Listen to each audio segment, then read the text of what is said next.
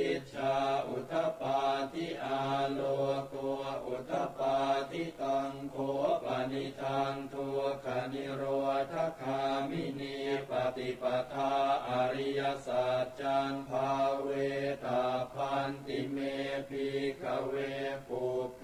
อนันโนสุเตสุธรรมเมสุจักขุงอุทปาทิญาณังอุทปาทิปัญญาอุทปาทิวิชชาอุทปาทิอาโล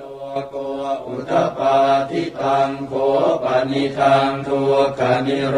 ธคามินีปฏิปทาอริยสัจจังภาวิตันติเมภิกขเวปุเพอนันโนสุเตสุธรรมเมสุจักขุงอุทปาทิญาณังอุทปาทิปัญญาอุทปาทิวิชชาอุทปาทิอาโลโกอุทปาทิยาวกีวันจะเมภิกขเวอิเมสุจตุสุอริยสัจเจสุเอวันติปริวัตตังภวาทสาการังยถาภูตังญาณทัสสนังนสุวิสุทธังอโหสิเนวตาวาหังภิกขเวสเทวเกโลเกสมาระเกสพรหมเกสสมณพรหมนิยาปชายสเทวมนุสายอนุตตรังสัมมาสัมพุทธิงอภิสัมพุทโธปัจจัญญาสิงยโตจะโคเมภิกขเวอิเมสุจตุสุอริยสัจเจสุเอ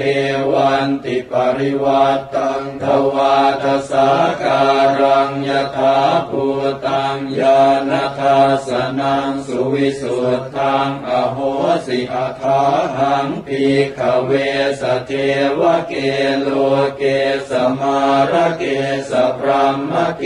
สสมณพราหมณิยาปชายสเทวมนุสายอนุตตรังสัมมาสัมพุทธิงอภิสัมพุทโธปัจจัญญาสิงญาณัญจปนเมธาสนังอุทปาทิอกุปาเมวิมุตติอายมันติมาชาตินาทิธานิปุณาภวติอิธรรมโวจะภควาอาตมนาปัญจวัคคียาภิกขุภควโตภาสิตังอภินันทุงอิมัสมิงจะปนวัยยากรณาสมิงพัญญมาเนอายาสมโตโกนทัญญาสวิรชังวีตมลังธรรมจักขุงอุทปาทิยังกินจิสมุทัยธรรมังสัพพันตังนิโรธธรรมันติปวาติเตจะภควตาธรรมจักเกภูมิมาเทวาสัทธมนุสาเวสุงเอตัมภควตาภาราณสียังอิสิปตเนมิคทาเยอนุตตรังธรรมจักกังปวัติตังอาปฏิวัติยังสมเนนวาพรามเนนวาเทเวนวามาเรนวาพรหมุนาวาเกณจิวาโลกัสมินเออุมมานังเอวานังสัทธังสุตวา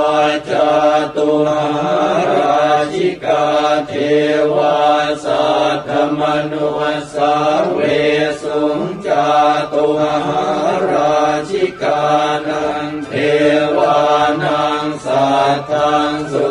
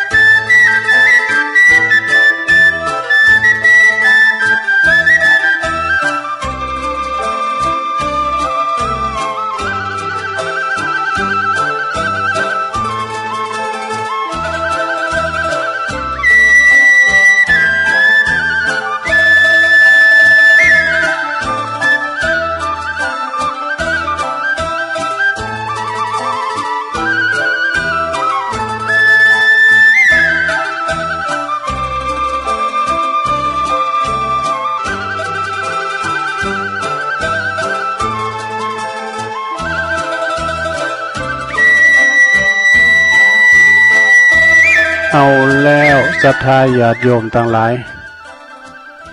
มาฟังกันเจริญปอนเนอชงที่สองเนาะขณะนี้ท่านทั้งหลายก็กำลังหับฟังรายการสารธรรมยามค่ำนะซึ่งก็ดำเนินรายการโดยต้นโตแห่งอาตมาภาพเก่ากับผมตุลุงหนันชัยวัฒนาคาเสโน จัดรายการอยู่ที่บุญวัดประธานดอยน้อยเนาะวันนี้พรำมาเป็นวันเสาร์แล้วก็เป็นภาระหน้าที่ของตุลุงตัวนะมาวันเสาร์ทำคำไหมนะมาปบมาป้ากันก็มายามมือคำชั้น2 ทุ่มเนาะก็จะเป็นรายการอื่นต่อไป ซึ่งวันนี้ก็ในสถานการณ์หมอกควันก่อนแน่นหนาเด้อสถานญาติโยมทั้งหลายพอไปทันใดก่อมพดมันพอตะวันก็แดงปีวีเนาะ มันถึงย่ำว่าไฟใหม่ป่าใหม่ดอยหูขาวว่าปุ่นตั้งงานนครนายกก็โดนเผาไว้ก็หันป่าไม้ปดโตป่าเลือกเด้อนั้นนครนายกก็มาได้ในมันตั้งหอยค้าแข่งบ่ล่ะเนาะทุ่งใหญ่อินทนนท์ดอยอินทนนท์เนาะแล้วก็มาตั้งดอยสุดตีบทำให้ไหนซะได้วอดไปพองละกาไปกดดับเนาะตั้งบ้านตั้งเมืองเฮาตั้งไก่ตั้งงานเจงไฮก้าปุ่นเนี่ยมันไก่พม่าก็นะตั้งเปิ้นเผาผมจะมีกฎหมายมาตรการห้ามเผาอย่างตั้งเฮาก้ามันเผาแล้วมันจะว่าอยู่ที่บ้านเปิ้นเมืองเปิ้นลุ่มมันไปได้สับปะเนาะซะได้มันก็ไปตั้งหนึ่งพองไปมาเข้ามาตั้งเฮาไว้กะนะทำให้คัดในการหายใจนะต่างกันลุมหายใจก็แสบปากแสบคอแสบหูดังบางพองก็เป็นผลกระทบละอ่อนก้านี่นักเลนหน่อยตลอดถึงต่างคุณเฒ่าคุณแก่เฮาก็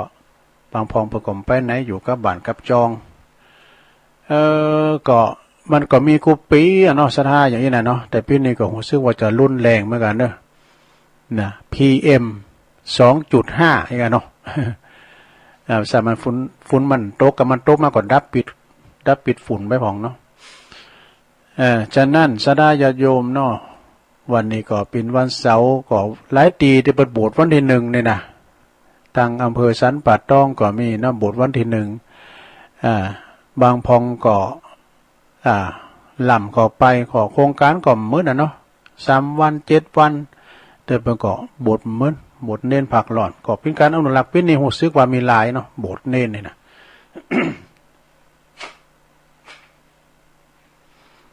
ตอนนี้ไปตุลุงก็จะเล่านิทานสักเลิงกันเด้อเนาะคงจะพอดีเวลาก็พอยาวสักเท่าใดนิทานคำเน้อก็อดีตพระเทวตัด เพียงจะได้ลองฟังกว่าเน้อเปิ้นว่าราชาจิ้งจอกนี่มันเป็นสุนัขจิ้งจอกสุนัขป่านะเปิ้นเรียกว่าจิ้งจอกนี่มันเป็นสัตว์เจ้าเลพองนี่นะสัพพทาถชาดกจิ้งจอกราชาจิ้งจอกณเวลุวันวิหารเด้อสถาเนาะพระพุทธเจ้าเปิ้นตรัสชาดกเลยนี่เปอแก่เหติพาเทวตัดปล่อยจ้างนาลาคิรีเปอสังหารพระองค์แต่ก็บ่สามารถทำอันยังใดความว่าเนาะ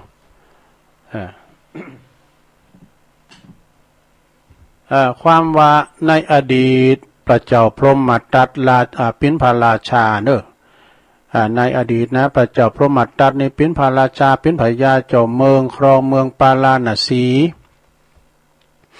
พระตถาคตของเฮานี่ก็เสวยพระชาติเป็นปุโรหิตอาจารย์เป็นปุโรหิตสอนวิชาความรู้แก่พระเจ้าพรหมทัตเนอะมีอยู่หันวันหนึ่งเนอะอยู่มาวันหนึ่งในขณะที่ปุโรหิตนี่ก็ต้องมนต์กล่อมใจนี่มันเป็นมนต์ชนิดหนึ่งนะที่มีอำนาจจิ้งจอกตัวหนึ่งก็มาแอบฟังเปิ้นตองสวดนะทำให้จดจำมนต์กล่อมใจนั่นได้นั่นจำได้แล้วจะได้จำได้แล้วก็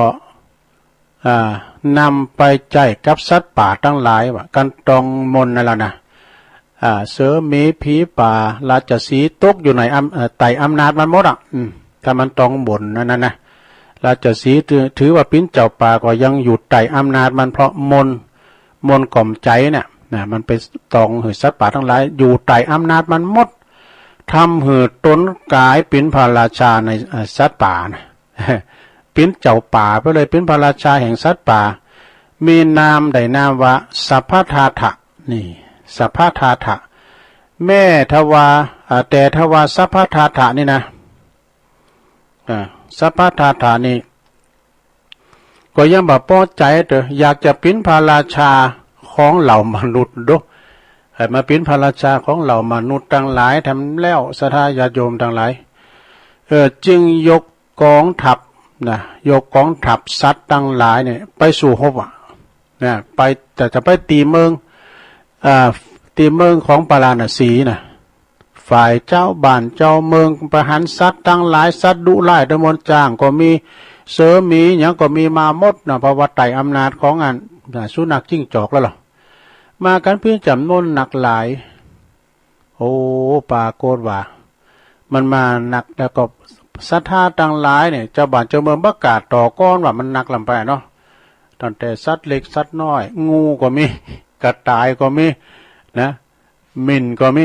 มินหูจักอีกกลางวอกกลางนางนีมาหมดไต่อำนาจเนาะข้างนั้นปุโรหิตจึงใจอุบาย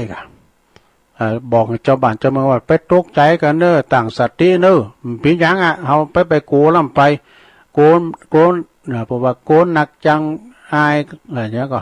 โกนจังเนี่ยเปิ้นว่าเหมือนบนบอกเจ้าบ้านเจ้าเมืองจะไปโกกันเนอใจสตินะปุโรหิตอาจารย์ปุโรหิตนี่เปิ้นก็ใจอุบายหลอกถามสุนัขจิ้งจอกว่าจะทำอุบายอย่างใดที่จะมาตีเมืองของเฮาใดนะหลอกถามบ่ดจะทำอย่างใดที่จะมาตีเมืองปาราณสีเฮาใดท่านเป็นสัตว์นี่นะสุนัขจิ้งจอกนะก็เพิดต่อไปบอกว่าก็เฮาก็จะใจนี่กะคำรามของพระฤาษีเนี่ยพญาราชสีห์เนี่ยกะมันห้องดังนี่นะ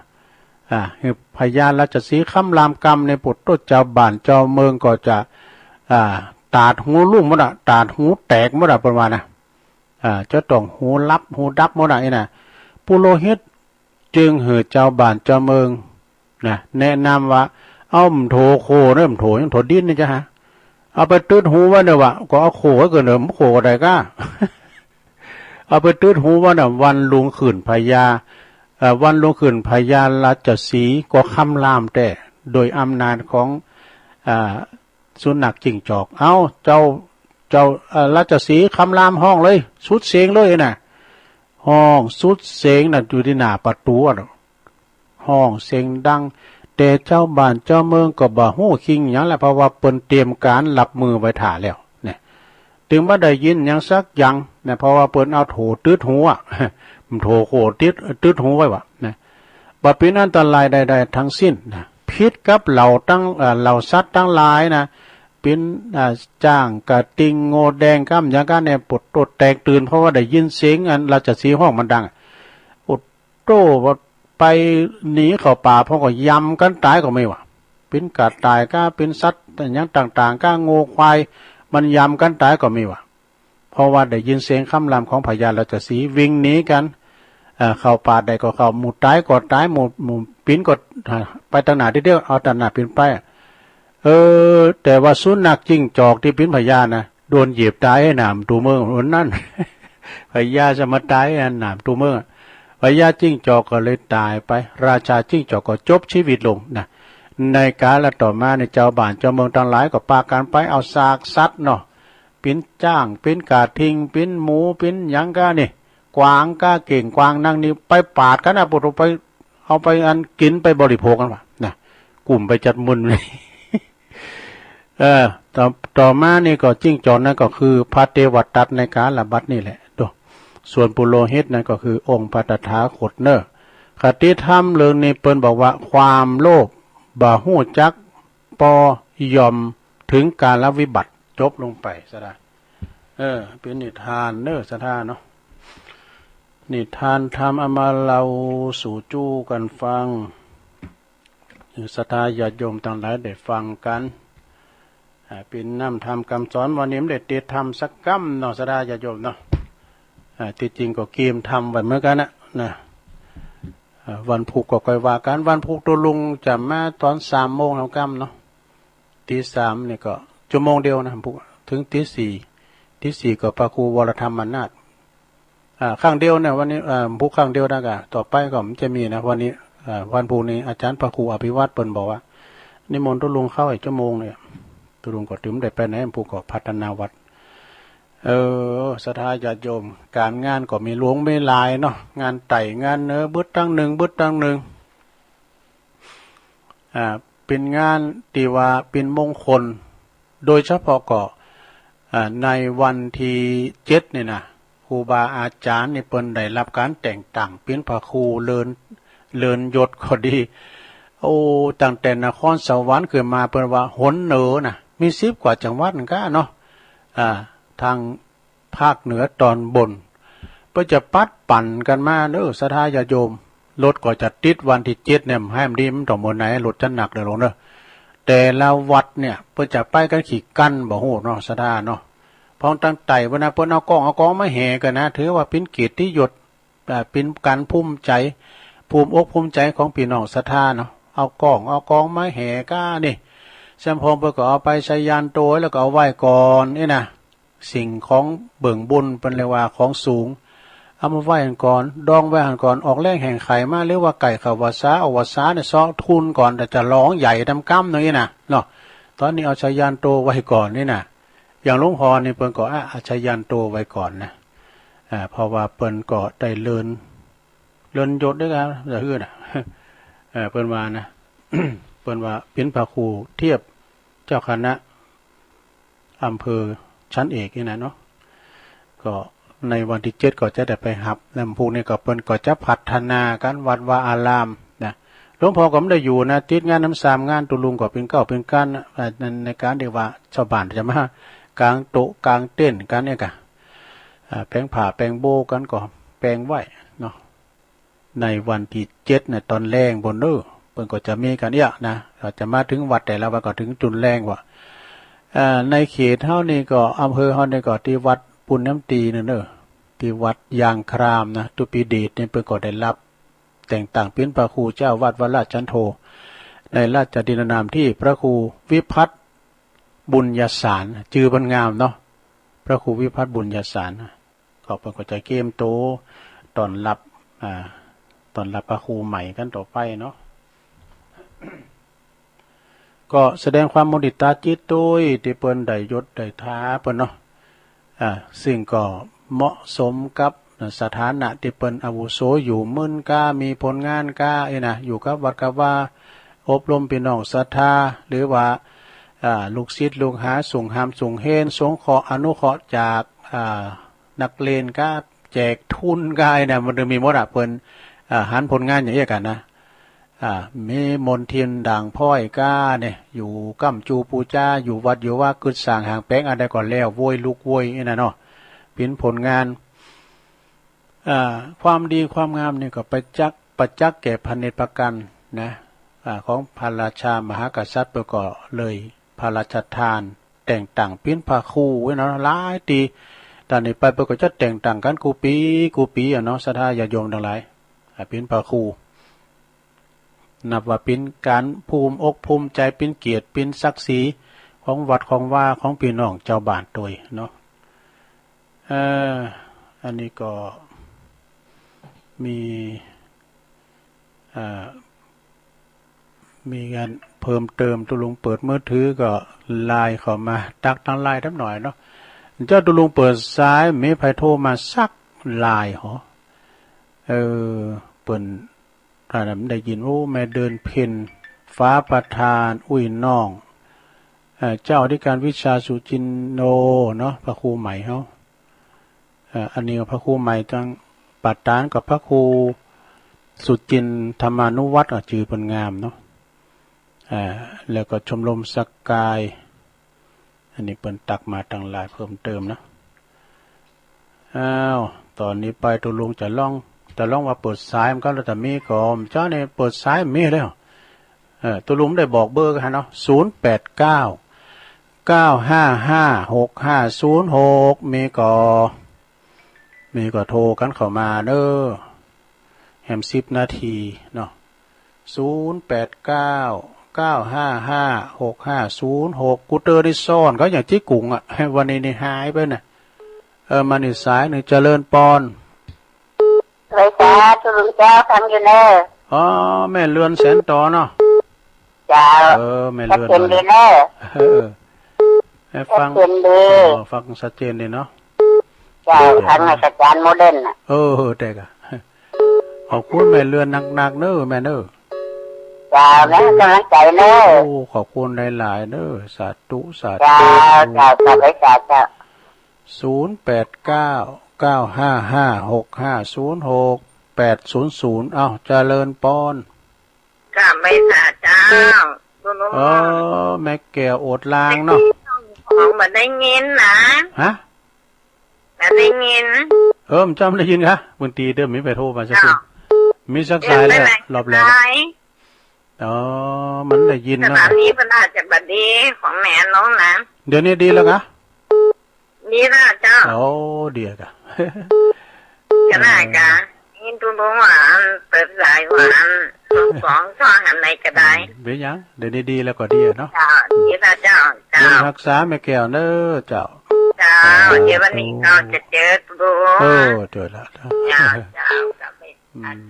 วันที่เก่าก็ปากันมาเนอะครูบาอาจารย์ก็มาโมดะจังลำปางเนาะเจริญปอนติดแล้วเข้ามาใหม่เนาะก็พี่น้องทางลำปางก็ฟังกันหลายเจริญปอนพอสมควรนะเจ้าบ่ได้ยินเลยท่านพระครูท่านตุละพอดีแต่เป็นพระครูแล้วบ่ออกนะก่อนหน้าการครับไปพลาดถ้าอย่าสถานีวันนี้ยังไม่เชื่อว่าตะกี้เลยนะบ่ได้ยินก่อนว่าเพราะว่ามันก็กั้นพังที่ไหนก็ได้ไปไหลมันก็บ่ออกมันก็เป็นธรรมดาพังแล้วยังไม่เชื่อว่าตะกี้มันก็พังอยู่อ่ะผมก็ซ้อหาอยู่อ่ะกำลังใจสีขาวทุกคนเลยแค่ในก่อนไปกันนะขอบคุณพอสมควรมาโวยไปโวยเนาะสมควรอย่างยิ่งขอบคุณพอสมควรเนอะมาเนอะมาที่เก่านะเจริญปอนเจ้ากลับไปสาวตุลุงเจ้าไม่เรียนรู้บ้านร้องดอนใจสลับปีให้นะเจ้าเรียนรู้ร้องดอนใจเจ้าร้องดอนชัยเนาะจำได้ก็สลับปีไปพัทลุงเป็นลูกสาวน่ะอากะเจ้าดีกะแล้ววันที่เก่าก็มาอยู่ก้ามาอยู่เจ้าวันที่เก่าก็ไปอยู่เป็นซักเก่าดำหูเนาะขอบคุณแม่เรนูหลายๆอนุโมทนาเจ้าสากลับไปสามเจ้าถ้าเจอก็ตุลุงก็ลืมเมื่อขณะเปิดมาได้นะสักเดือนนะเนาะเจริญปอนกลับไปสามเจ้าตุลุงได้ทุกเกียรติศิลปพรสิทธิ์มาลงละปูนเด้อ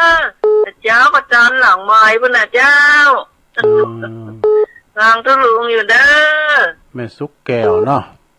เจ้ากลับไปสาเด้อทุลุงชัดเจนดีเด้อขึ้น98.75ว่าสองพักแม่เจ้ายินดีแม่สุกแก้วลายๆเนอะเจ้าบนฟองกันนะทุลุงพวกโตเจ้าบ้าน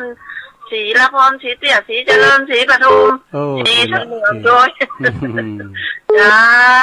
กลับไปสาเด้อทุลุงอนุโมทนาวันพูกนี่ก็นิกรชัยน้อยจะเอาวันอยู่ไม่กวาดมาถวาย4 กั้นได้ดอกวันพูกเป็นพัฒนาบ่ดีจะได้ลองของใหม่เด้อฝีมือบรรณาทำเองนะเจ้าทุลุงแม่นยังแม่แข็งว่าวังเจริญเจ้าพังอยู่เด้อแม่แสงหลาเนาะวังเจริญอยู่วังเหนือนะแม่เนาะ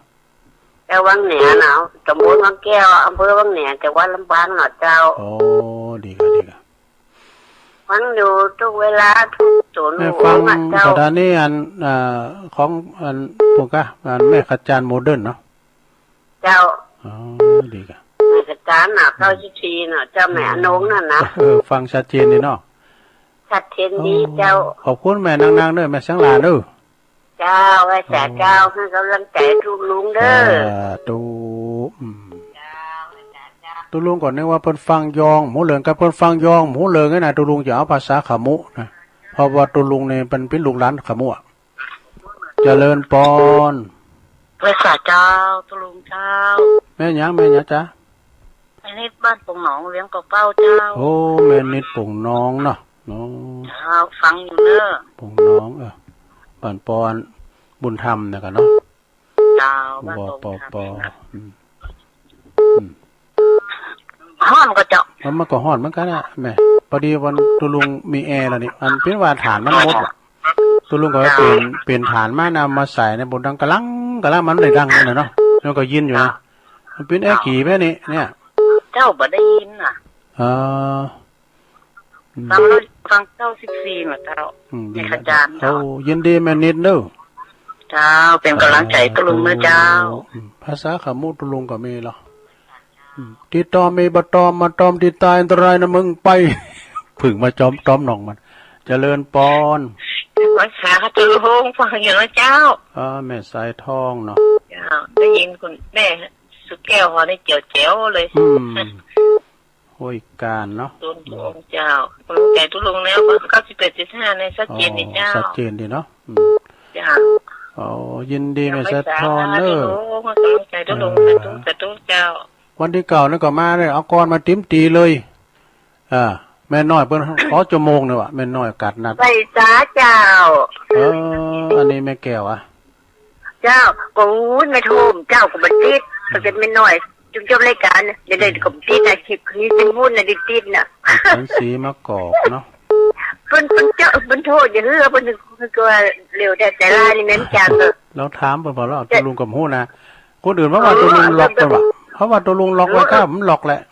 มันโวยไปลูกสาวแม่ถึงบ้านเป็นยังหรอกทำลูกสาวแม่ออกเนี่ยสุทัศน์ดีมูลน่ะลูกสาวแม่เนี่ยดีแล้วแม่นอนกันดอมดิ้นปีสาวเต้นกับพี่ยังเนาะเป็นยังยินดีนะแม่จันสีเด้อทุกบ้านแหละมันดิบดินบุญน่ะเกิดประจำแม่วันโดยบ้านจ้าแม่วันแม่เซนเขาแม่วันแม่เซนเขาประจำแม่อัมพันธ์โดยเนอะยานาตาลบั่นหวายฟังกันอยู่ไปทางปะคูเก่าเลยเนอะฉะไหนนันติเจริญปอนไหว้สาเจ้าตุลุงอยู่ตั้งได้ไหมอยู่ได้ปากโคงปากคอยตาเจ้าแม่แดงเนาะเจ้าแม่แดงฟังอยู่เนอะปากคอยไตเดี๋ยวยินดีแม่เนอะขอบคุณได้หลายบุญรักษาอนุโมทนาเจ้าก็เดี๋ยวจบตัวลงกับฟังธรรมะของจากธรรมะจากยอดดอยเนาะอาจารย์วรรณชัยจัดต่อพระใจท่านมหาเสาแก้วกับสุมาเดี๋ยววันนี้วันเสาร์เจริญปอนปั๊มเป๋อไปเนาะเอาละใจ10 สายกับพอดีเนอะสนาเนาะแม่เรือนแสนต่อแม่แก้วอวดล่างป่อสมควรบวกขอนสมควรอย่างยิ่งเลยพอสมควรวันที่เก่าก็มาเนี่ยมาดูเปิ้นเนอะแม่เลนูอันนี้บันล่องดอนใจสลับปีเนอะแม่สุแก้วศรีลาพรแม่แสงหล่าวังเจริญแม่นิดโป่งน้องเวียงป่าเป่าแม่สายทองแม่จันสีป้านมะกอกนะแม่แดงป่าคอยไต่เนาะมันดูปนน้ำใสเจริญปอนครับโอ้ไว้สาหลวงพ่อกฤษเนาะอาจารย์วันนี้มาได้ไงเนี่ยเป็นประจำทุกวันเสาร์ครับหลวงพ่อครับคิดไม่ใช่พรุ่งนี้ตอนเช้าก็มาอยู่นะพรุ่งนี้ตอนเช้าถ้าฟังนะตอนเช้าได้1 ชั่วโมงตอนตี 3ถึง5 โมงตอนนี้ก็ไม่ทันถ่ายเยอะเหลือเกินหลับลืมตื่นก็ไม่ใช่อาจารย์ถ่ายเยอะที่เกิดครับไหว้สาครับนมัสการหลวงพ่อครับหลวงพ่อกฤษเพิ่นอยู่พุทธอุทยานปางโมกศรัทธาเนาะเจงดาวพวกนั้นเนี่ยเอาแล้วศรัทธาญาติโยมเผื่อจะเปิดเพลงเพิ่นเนาะทุลุงก็ต้องนำรายการจากลาศรัทธากันไปก่อนเสาหน้าก้อยปะกันแถมใหม่นะพวกเจ้าก็ตั้งสายห้อก็ฟังกันได้เด้อโอ้ยต้องซักเนาะตี 3 ถึง 4 โมงพวกนี้ได้ชั่วโมงนึงนะโจดีมีใจเหมือนกันจุคนจุตานจัตตาลูธรรมาวัฏันติอายุวันโนสุ